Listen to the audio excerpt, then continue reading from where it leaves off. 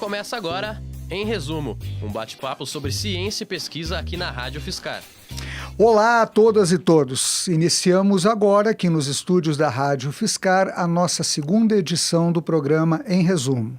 O programa Em Resumo tem como objetivo apresentar pesquisas e trabalhos desenvolvidos nas universidades de São Carlos e da região, para a população, inclusive para se saber qual a aplicabilidade, em que esses estudos, de alguma forma, beneficiam e ajudam a vida das pessoas no dia a dia. E nós estamos recebendo aqui nos estúdios a professora doutora Elizabeth, do Departamento de Psicologia, aqui da Universidade Federal de São Carlos. A professora Elizabeth é canadense.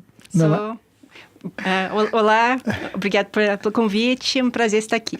Professora, nós que te agradecemos, eu sei que você estava com uma agenda bastante intensa e tirar um tempo para vir bater esse papo conosco. Professora, já começando com as questões, todas as áreas das ciências humanas, sociais aplicadas, das ciências da saúde, discutem um fenômeno que acontece no Brasil e que já ocorreu na Europa, América do Norte e etc., que é esse processo de envelhecimento. Aqui na UFSCar nós temos o curso de gerontologia, a USP de Ribeirão, enfim. Eu gostaria que se discorresse um pouquinho sobre esse fenômeno do envelhecimento e as implicações disso, não somente no âmbito social, mas na questão da qualidade de vida das pessoas. Certo. Só uma pequena correção. Foi USP Leste, em São Paulo. Acho que tem um curso de gerontologia. USP Leste, perfeito. Só para não animar o povo daqui perto, para achar que em Ribeirão Preto. Então... É um fenômeno que aconteceu extremamente rapidamente aqui no nosso cenário brasileiro, 3, 4 vezes mais rápido que outros lugares. Então, nossa adaptação está sendo em uma geração apenas. Então, o que aconteceu para a geração anterior não está acontecendo hoje em relação à população idosa. Então, quanto tempo de expectativa de vida que aumentou muito aqui no Brasil. Então, nossa permanência aqui, ou com que a gente pensa sobre esse tempo, com que nós usamos esse tempo, visando essa qualidade de vida. Então, a gente tem que buscar outros conceitos aqui no Brasil, que são já há algum tempo em outros lugares, para reorganizar nossas vidas. Foi muito um núcleo familiar aqui por muito tempo, até porque não tinha essa velocidade garantido, esse tempo de aposentadoria garantido, As pessoas muitas vezes ficavam muito pouco tempo aqui na velhice, Então, abriu-se um espaço em que tem uma parte da velhice saudável, em que você vai fazendo muitas atividades que você não teve tempo de fazer antes, possivelmente, ou segue alguns interesses, retoma alguns interesses, E isso tudo que vai contribuir para a sua qualidade de vida, Porque tem essa questão que você precisa de atividades. Ok, todo mundo, a gente fica muito entediado logo se não tem algo para ocupar o tempo. Mas essas atividades não são quaisquer. Não é que você quer limpar a casa o dia inteiro ou fazer carpinteria o dia inteiro. Não. A gente tem outras necessidades psicológicas, físicas, que a gente precisa pensar dentro dessas atividades. Então, atividades que são agradáveis, que você tem prazer em praticar essas atividades, coisas que podem ser práticas, úteis. Então, a gente fez exemplos de grupos de mulheres, principalmente, que fazem tricô, crochê, grupos voluntários. Depois, vendem esse trabalho no final do ano para arrecadar dinheiro para a rede de câncer, Então, tem várias possibilidades nesse sentido voluntários. Também tem pessoas que aposentarem, mas não, ou que têm idade para aposentar, só que não tem condição financeira para parar. Então, esse grupo também tem atividades, mas vão ter uma finalidade de ganhar dinheiro pessoalmente. Não uma fortuna, Então, tem muitas pessoas, por exemplo, que entram em ONGs, que entram em cooperativas e também fazem um trabalho talvez mais manual, talvez até similar com esses outros grupos, mas agora para conseguir se sustentar, Perfeito. Então, são atividades que envolvem habilidades, Não são coisas tão simples assim, né? Então, isso também, ao mesmo tempo, usa habilidades cognitivas dessa pessoa idosa, que precisa se manter ativa, não só fisicamente, como intelectualmente, né? Aprendendo coisas novas, uma diversidade de atividades ao longo do dia, ao longo da semana. Tem a rotina que todo mundo de qualquer faixa etária tem. Mas a pessoa idosa também precisa de novidade, né? Então, isso é extremamente importante para manter a saúde mental, né? E o contato social. Então, essas atividades que estão feitas com outras pessoas, inclusive para a igreja, visitas familiares também, com amigas, só para uma afinidade realmente mais de contato com outras pessoas, todos acrescentam qualidade de vida. Porque a gente precisa de cuidar da saúde física, mas a gente também precisa de cuidar da saúde psicológica, né, emocional e social. Então, isso foi uma grande descoberta dentro da cultura brasileira, que estava muito mais focada na sobrevida, tipo assim, né? Ter comida para amanhã, ter um lugar para morar, ter roupa, ter condição de comprar roupa, né? Pequenas coisas mais focadas em objetos, em posses, né? Que agora a gente entra numa fase em que a gente tem o tempo e a necessidade mesmo, né? De se engajar em atividades por causa de ganhos sociais, psicológicos também. Perfeito. Eu vou te fazer uma pergunta, muito pensando no interesse dos nossos ouvintes. Aliás, eu devo mencionar também, não é, que todos os programas, em resumo, do mês de março, nós estamos procurando pesquisadoras mulheres para apresentarem os seus trabalhos, justamente no objetivo de dar visibilidade para a importância da mulher na sociedade e para o fato de que a mulher pode escolher a profissão que bem entender, não é? Qual é a melhor profissão para uma mulher? É aquela que ela acha legal. O avião do presidente da República é pilotado pela capitã Carla Borges, que tem 34 anos de idade. E tem uma moça jovem com 3 filhos, que é caminhoneiro, que atravessa o Brasil de ponta a ponta, levando carga para lá, trazendo carga. Ou seja, o lugar da mulher é o que ela bem entende e a profissão indicada para a mulher é aquela que ela escolhe. Justamente por isso, para dar visibilidade a isso, as nossas convidadas do mês de março estão sendo mulheres.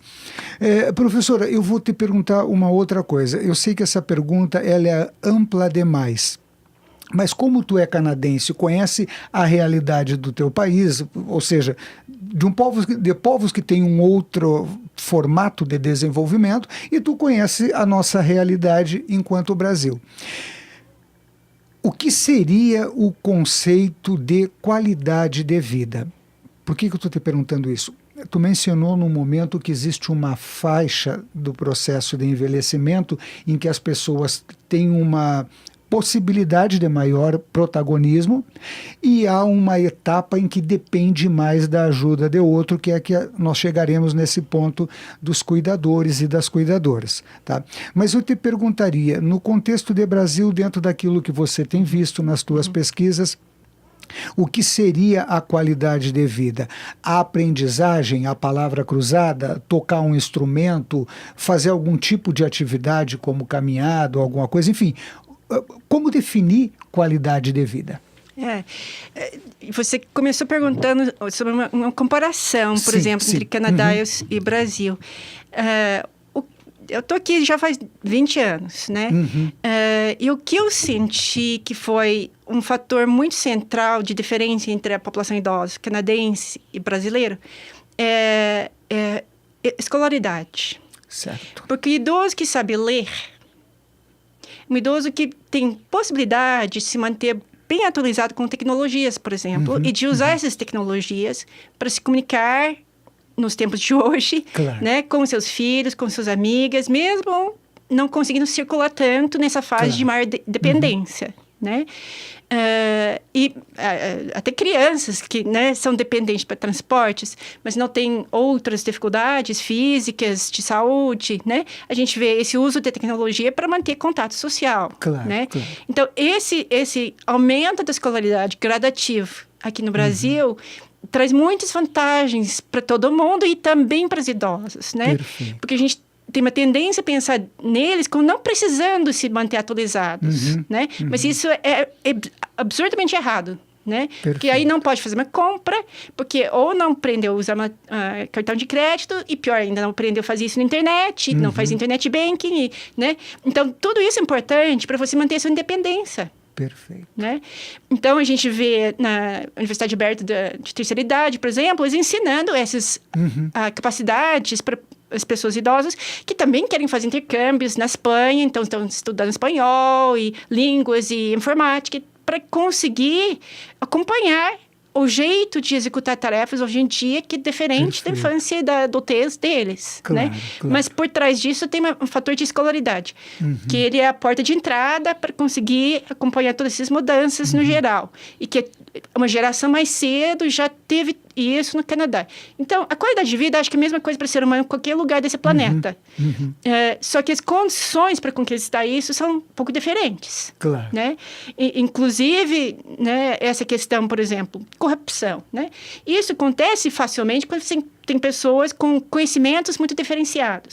Que um passa a perna, engana, etc., Claro. que outro nem percebe. Agora, com escolaridade maior, as pessoas sabem instantaneamente ou facilmente que alguma coisa está errada aqui. Né? Claro, Eles vão claro. pesquisar, eles vão levantar informações, eles vão cruzar dados, eles vão conversar com outras pessoas, juntar os pedaços da quebra-cabeça. Então, isso protege todo mundo, de certa forma. Né? E nossa qualidade de vida. Porque Canadá, por exemplo, é um pouco mais... não tem tantas diferenças entre as pessoas Sim. economicamente, né? Então, não tem tanta...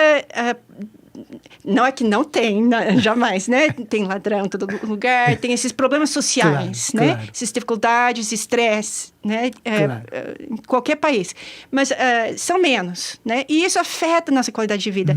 Nossos alunos de pós-graduação vão para o Canadá e falam, nossa, um paz está no Canadá. Você está muito tranquilo, você circula, você não se preocupe. Pouco pode ser desconhecimento dos riscos, mas é essa olhar um para o outro, mais coletivista. Perfeito. Né? Perfeito. Então, isso contribui muito para essa qualidade de vida. E quando a gente sai um pouco do núcleo familiar e conhece pessoas de outras famílias e se junta com essas pessoas em atividades coletivas, mesmo na velhice, né, a gente conquista um pouco esse espaço social também. A gente constrói esse espaço social de troca com outros, mesmo que não tem nada a ver comigo e na minha vida pessoal. Né? Claro. Mas a gente tem um ponto comum, a gente consegue se comunicar, a gente não tem medo um do outro, despeito de diferenças financeiras, despeito de diferenças de cultura, de raça, etc.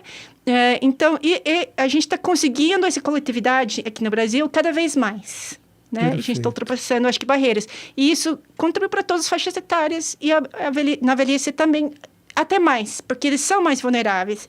É mais fácil, tipo assim, fazer uma coisa ruim com uma pessoa idosa e essa pessoa não tem tanta facilidade para recorrer. Né? Não só desde denúncia, que é importante, mas pessoas em volta que estão vendo, que estão olhando, Claro, que estão claro. acompanhando no dia a dia, que não vão deixar uma coisa ruim acontecer com você. Perfeito. Eu me recordei de um exemplo enquanto eu te escutava. Uma pessoa muito querida para mim, o pai dela se separou, não é? E já está numa faixa etária relativamente avançada, 79 anos, e ela colocou o pai para participar de algumas atividades na FESC em São Carlos.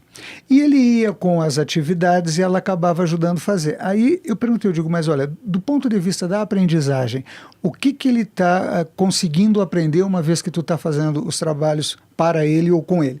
Ele disse assim, mas a minha preocupação não é essa, a minha preocupação é que ele tenha um outro grupo de convívio, que ele vá, dance, cante, converse, escute outras pessoas, se preocupe com o problema de outras pessoas, porque isso faz ele se desligar do problema dele, pelo menos durante um certo período de tempo. Eu associei isso com uma qualidade de vida melhor para ele. Mas, bueno, há uma outra coisa. Tu disseste que existe um período do envelhecimento que a pessoa está mais ativa e tal. E quando acontece da pessoa ter fragilidades ou alguma enfermidade, alguma coisa que começa a comprometer a sua autonomia e ele depende de cuidado de terceiros? Eu gostaria que tu falasse um pouco a respeito. Certo. Então, isso é um grande desafio aqui no Brasil, como em muitos outros países, porque as porcentagens de pessoas em cada faixa etária estão devagarzinho mudando, e a gente chega numa situação complicada para, né, manter tudo funcionando. Mas isso é toda uma questão de escolhas. Então, tem a conquista de ter mais tempo na velhice, mas às vezes também tem muito mais tempo dependente junto com isso, né? Então, a gente precisa investir em, né, atividade física, nossa saúde a vida inteira. Quem estuda a velhice, né, adota práticas de vida muito mais saudáveis, porque sabe o que espera se você não cuida disso, né? A velhice é uma reflexão de estilo de vida da sua vida, né? Então, se você tem diabetes, se você tem problema de pressão alta, se você tem, né, N problemas que são relacionados a 50, 60 anos de práticas talvez não tão saudáveis. Coisas que a gente não sabia lá atrás, mas que a gente está descobrindo cada dia, né, mais alguma coisa, de como se cuidar e chegar e passar mais tempo de nossa velhice bem saudável. Mas, sim, então, a maior parte das pessoas, em algum momento, vai adoecer e é um período, outro período da vida, em que vai envolver, então, equipe de pessoas, no geral, para a maior parte das pessoas até agora, membros da família, mas não só, né? Certo. Muitas vezes misturado com, no mínimo, seu médico, né? Alguns profissionais que você consulta e, muito possivelmente, cada vez mais, pessoas que podem adentrar na sua casa, na sua residência, para te ajudar em alguns momentos em que isso não é possível para a família, né? E a gente não precisa ter medo disso, né? A gente precisa construir o que a gente quer, né? Então, uma primeira tarefa é tornar esse ambiente mais atraente, né? De trazer atividades para esse local, né? Então, internet é muito usado, jogos no computador, ou, né, games. Você vai ver que são os idosos que também que vão competir com jovens. Talvez tenha que ficar na sua própria categoria, mas eles estão se transformando em grandes usuários também, não só palavra cruzada, que é muito parado. Eu sou apaixonado por palavra cruzada.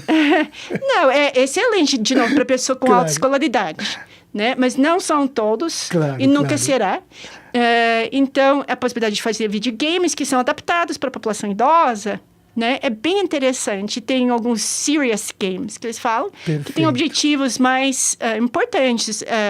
Se adaptar a um local novo, aprender, se navegar naquela cidade, onde, o que tem, o que não tem, onde que fica, nome de membros da família, para você treinar, para você lembrar a pessoa com demência, que é muito mais interessante você poder usar esse nome dos membros da sua família, mas toda a informação que a gente não usa, a gente perde. Perfeito. Então, cada vez que a gente aposenta uma atividade, provavelmente é para sempre. Né? Não é só me dá umas 2 semanas, que depois eu retomo. Mas se você agora você tem medo. Você parou por causa de medo, por causa de uma dificuldade.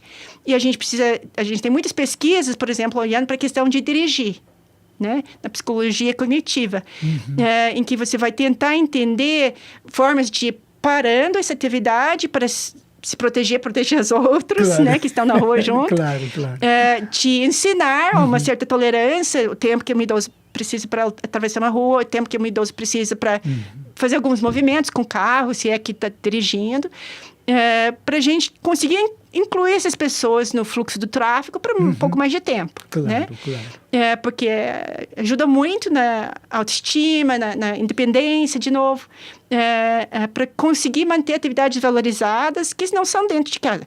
Mas, ao mesmo tempo, a gente precisa realmente reinventar essa casa, né? Para ter coisas indo até casa, pessoas indo até casa. Acho que a maior parte dos idosos reclama amargamente dessa questão, né? Quando a gente faz pesquisas, né? A solidão que eles sentem, que a família vem pouco, que é um problema estrutural, cultural, né? De com que a gente vê o trabalho, o tempo do trabalho, tentando se dedicar loucamente ao trabalho para manter o emprego, tempos difíceis e tudo mais, para fazer uma contribuição social também, né?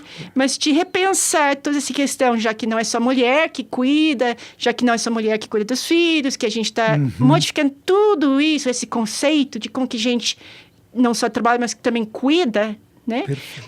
Eu estudo muito o cuidador familiar de idoso, são muitas mulheres, mas 30% em algumas circunstâncias também são homens e cada vez mais envolvidos. Então, essas questões de como que a gente faz um equilíbrio entre o tempo que a gente passa trabalhando e o tempo que a gente passa em essas atividades de apoio a alguém que não são pagos, né, tem profissionais fazendo também, Claro. né? Mas a família faz por escolha, né? Pode ser uma escolha por imposto, por falta de outras pessoas para assumir, mas são coisas importantes para o nosso desenvolvimento adulto também, né?